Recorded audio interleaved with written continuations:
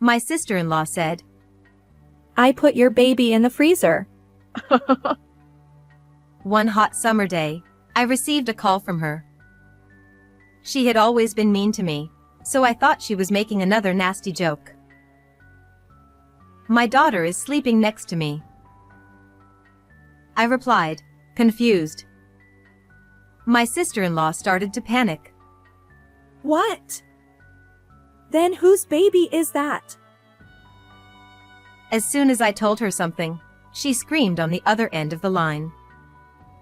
After that, she rushed back to her parents' house and was left speechless by the horrifying sight she saw. My name is Lillian, 28 years old. I worked as a nurse. I met my husband, Samuel, who works for a large company, through a friend, and we got married. Samuel and I had a good relationship, and we soon had a child, living a happy married life. My parents' house was far away, but my in-laws' house was just a 10-minute walk away. I had a good relationship with my in-laws, who ran a restaurant next to their house. I admired my sensible and kind father-in-law and mother-in-law. However, the problem was my relationship with my sister-in-law, Melanie, who lived with my in-laws. She was 1 year younger than me. She had a fickle personality and couldn't keep a job, so her parents had her help out at their restaurant. For some reason, Melanie had been harsh to me since we first met.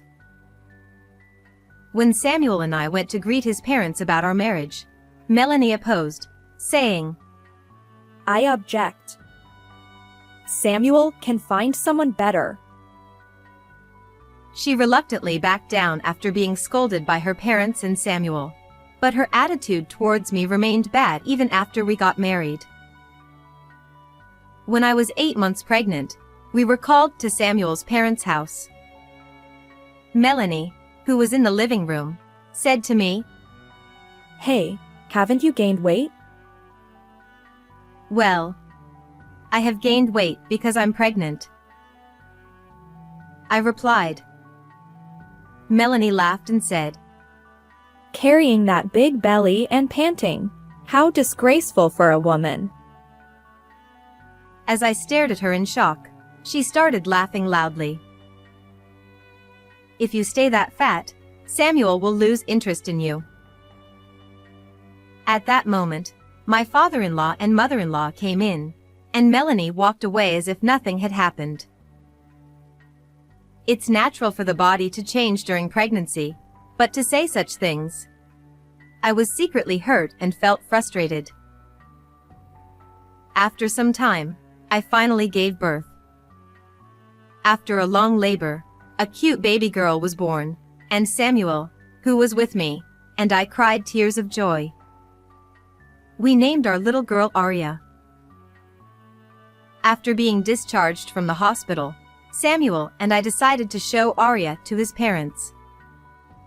Both my father-in-law and mother-in-law were overjoyed at Arya's birth and had even prepared a lavish gift for the occasion. While we were chatting happily around Arya, Melanie showed up. Melanie, your niece is here. You have prepared a gift for the birth, haven't you? My father-in-law called out. Melanie's face immediately twisted in displeasure. A gift? Why should I prepare something for a child she had on her own? She retorted. I wasn't expecting a gift from Melanie, but her words still made me angry. Then, Melanie came over and peered at Arya. Wow, she looks just like a monkey. What? She's super ugly. There's no hope for her future. Poor thing. My mother-in-law quickly said, That's not true. She's adorable. And my father-in-law tried to follow up, but Melanie continued. And she doesn't look like Samuel at all, does she? Really? Her eyes look just like Samuel's when he was a baby. my father-in-law replied. Melanie exaggeratedly furrowed her brows and stared at Arya's face again. No way. Maybe this child's father isn't Samuel but another man? I wouldn't be surprised if Lillian did something like that. I was too shocked to speak, but Samuel, visibly furious, said, Go away! Apologize to Lillian first. However, Melanie completely ignored Samuel's words. She turned her face away from us and left the house. Melanie's attitude is too much. Not only towards me, but also saying such horrible things about Arya. I muttered in anger after Melanie left. My in-laws and Samuel looked apologetic. I'm sorry, Lillian. It's our fault for spoiling her all these years. My father-in-law said. He explained that Melanie might be unhappy because my in-laws and Samuel had been treating me well since our marriage and because Arya was getting a lot of attention. Even so, her behavior was too selfish and childish. Although I was still angry, I could only nod as Samuel and my in-laws apologized. Since that day, I rarely visited my in-laws' house. Even when I did, I always made sure to be with Samuel or my in-laws to avoid being attacked by Melanie. Melanie would glare at me with hatred. Then, when Arya was 3 months old, while I was taking care of Arya at home, my phone rang. The caller ID showed it was Melanie. She never calls. I thought it was strange but answered the phone. What's the matter, Melanie? This is unusual, I said. Oh, I thought you'd be panicking, but I guess not. Don't you have any maternal instincts? Melanie said right off the bat. I couldn't help but respond. Huh? I put your baby in the freezer. She said. I couldn't understand what she was saying and my mind was in a whirl. After all, Arya was sleeping right in front of me at that moment. Arya is sleeping next to me, I said. What? Melanie's voice sounded dumbfounded on the other end of the line, so I repeated. I'm at home with Arya right now. Don't lie. You left the baby in our living room, didn't you? No, Arya and I have been at home all this time. What do you mean by freezer?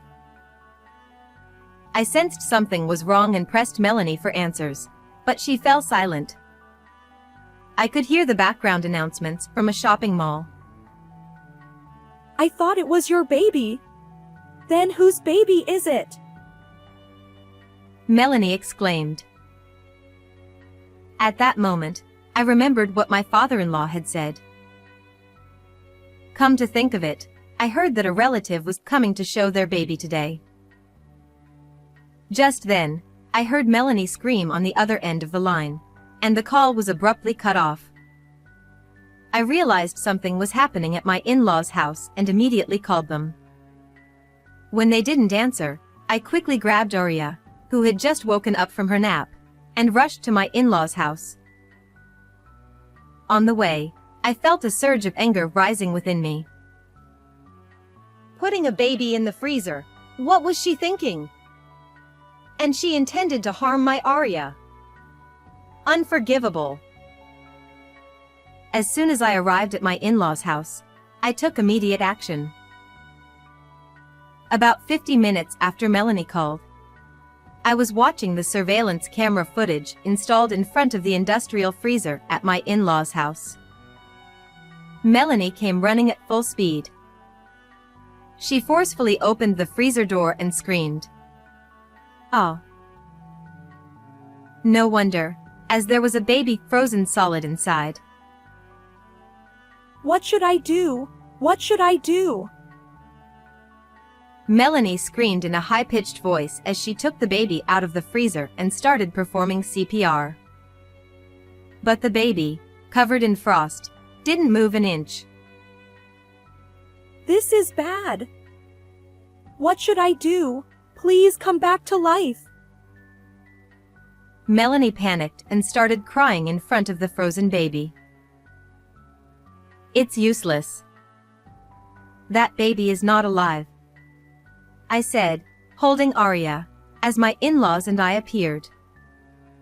Melanie turned her tear-streaked, snot-covered face towards us. You were here. More importantly, do something about this baby. It's not breathing. She cried. This is the result of what you did, isn't it? You wanted my Arya to end up like this, didn't you? I replied. But this baby isn't your Arya, right? This is bad. I don't want to be a murderer. Help me instead of just watching. At that moment, my mother-in-law stepped forward and poured hot water from a kettle over the baby. As the frost melted and the figure became clear, Melanie's eyes widened. What? A doll. It was a life-sized baby doll. It was so realistically made, both in appearance and weight, that it was no wonder Melanie mistook it for a real baby. What is this? What's going on? I'm sure I put a real baby in there. Melanie, still not understanding the situation, was staring at me. The baby you put in the freezer was your cousin Lucas's child, Aaliyah. She was rescued and is now in the hospital, I said. Yes, the Real baby had already been rescued by me. When I arrived at my in-laws' house, my in-laws and Lucas were frantically searching for the baby. They said that while everyone took their eyes off for a moment, the sleeping Aaliyah had suddenly disappeared. I ran to the industrial freezer and opened the door to find the shivering baby inside. I immediately took her out and administered first aid to the pale-faced Aaliyah. Then I called an ambulance, and the baby was taken to the hospital with Lucas accompanying her. I received a report that she had hypothermia but is safe now, I said. Melanie, still in shock, muttered. I did that to Lucas's child. But soon had a startled expression. Then what is this doll? Actually, I had a life-sized realistic doll because I was trying to get certified in baby massage to help relax babies. I was the one who put it in the freezer. Don't do confusing things like that. Melanie glared at me with bloodshot eyes. I thought my heart was going to stop. Why did you do this? If I didn't, you would never understand the horror of what you did, would you? Shut up. You were laughing at me panicking, weren't you? I'll never forgive you for setting me up. Melanie screamed and tried to grab me. But my mother-in-law quickly stepped in front of me and gave Melanie a strong slap. Ouch! Mom, what are you doing? Melanie held her cheek, tears in her eyes, but my in-laws glared at her with red faces. Melanie, you tried to put my precious Arya in the freezer and mistook another baby. Isn't that correct? I said calmly, and Melanie started trembling. If I had known it wasn't your child, I wouldn't have done it. So, it would have been okay if my Arya had frozen to death in the freezer? I just wanted to scare you a little. I thought you were nearby and would notice right away. I glared at Melanie. Even thinking about putting a helpless baby in the freezer for a moment is insane. Ugh. That's...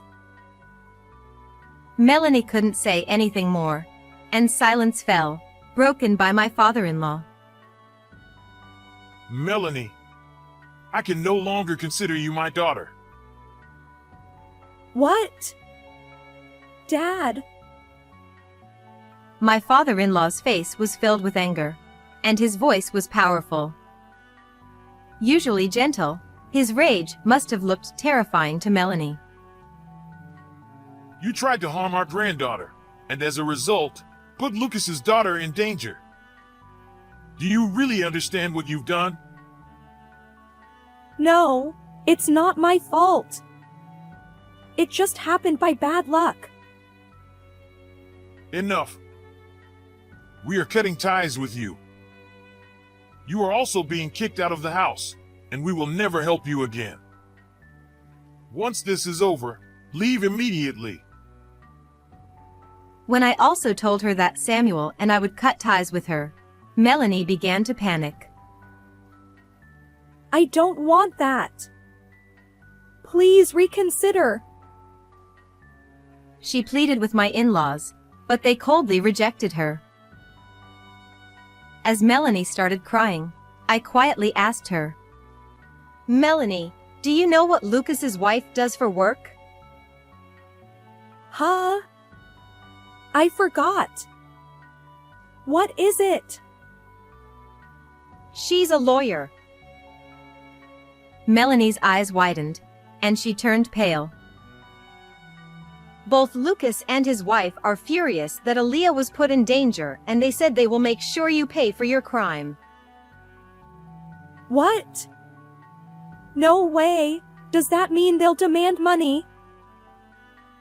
Melanie asked. Yes, that's definitely going to happen. Melanie suddenly panicked, and then the sound of police sirens approached from a distance. Melanie started trembling.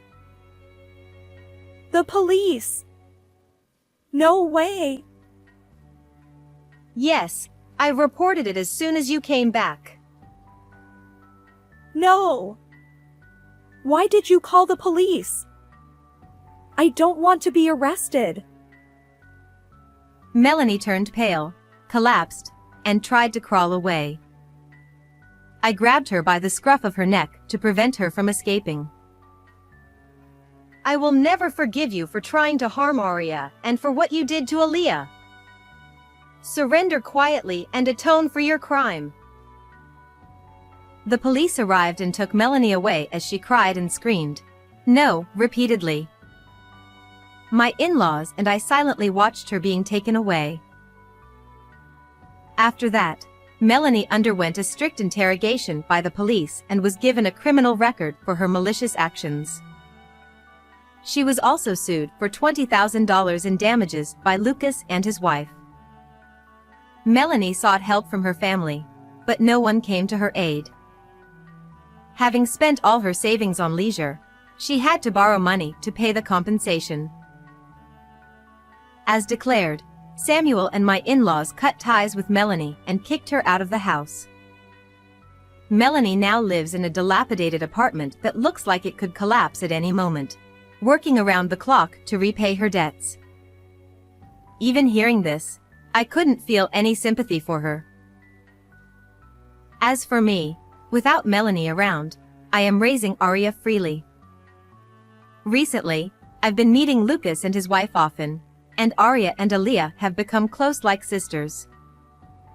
I look forward to their growth together. From now on, I want to be a strong and kind mother and protect my beloved Arya. How did you like this story?